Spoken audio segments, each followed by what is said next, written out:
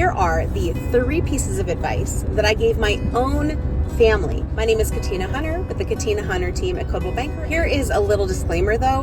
This only works if you have a real estate agent that does a heck of a lot more than just put a sign in the yard and put your property on the multi-list. If you are not confident that your agent has this, then these techniques won't give you the desired results that you would like. First, I'm going to ask you to just accept the fact that the way we negotiate today is not the same as we did 10 or 20 years ago. Before, you would accept a price here, so you'd set your price here, so that when an offer came in here, you met in the middle and you got what you wanted.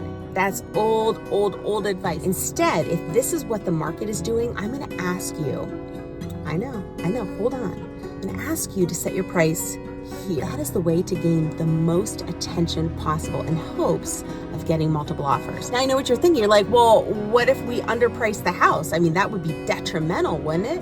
Would it? So let's say you do underprice the house. There are enough buyers out there right now that are willing to take a chance on that house.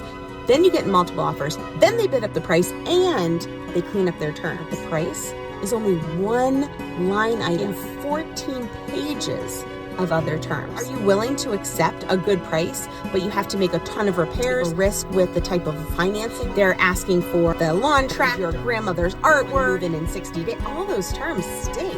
Wouldn't you rather get a great price and great terms? The goal when you underprice the house is to collect a lot of buyer interest, have them not only bid up the price, but also clean up their terms. Secondly, I want you to try to get your price right at a $25,000 increment. House is worth $300,000. Don't go in at $299 because when people are looking online and they're setting up their searches, they're looking in $25,000 increments.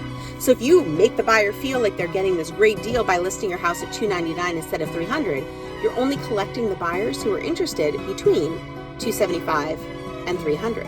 However, if you hit it right at that $300,000 mark, you're not only collecting the buyers who are interested between $275 and $300, but you're essentially doubling your exposure by also getting the people who are interested between $300 and $325. Keep that in mind also when you're looking to do price reductions. If you can hit that $25,000 increment, then you're going to double your exposure. Lastly, timing is key. Get your photography and have the house on the market. Not going to allow any showing until you have an open house, and then you can open up the house for showings on that day. Not only are you stirring up interest, but unfortunately, guys, I hate to say it, there are some really bad realtors out there. Buyers are begging them to see houses and they're not getting them in. They're not making the appointments. They're not making it a priority. So let's say that you have a buyer who's willing to pay $350,000 for your house and they're ready to go. But they're working with a really crappy realtor. They've been asking to see the house. The realtor's not getting back, not feeding them good information, non-responsive.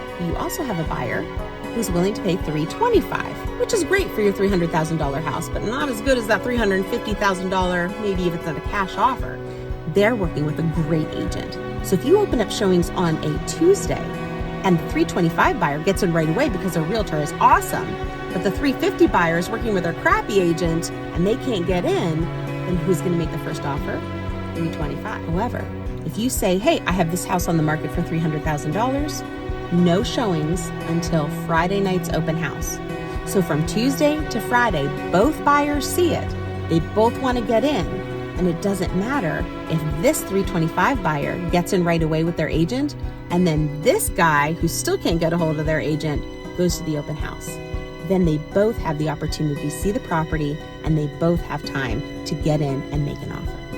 That is the advice that I give all of my sellers, and that's the advice that I gave my brother who got multiple offers on his condo, and my family who sold my grandmother's farm. At the open house, we had 48 groups through the open house in 2 hours, and we got 10 offers in the first 48 hours after showings were allowed. We accepted an offer that was substantially higher than the asking price, and the offer was cash. I can't guarantee those results for everybody, but that's how I create the atmosphere to get those types of results. If there's ever anything you need, don't hesitate to reach out, and you know that my team and I are always here and happy to help.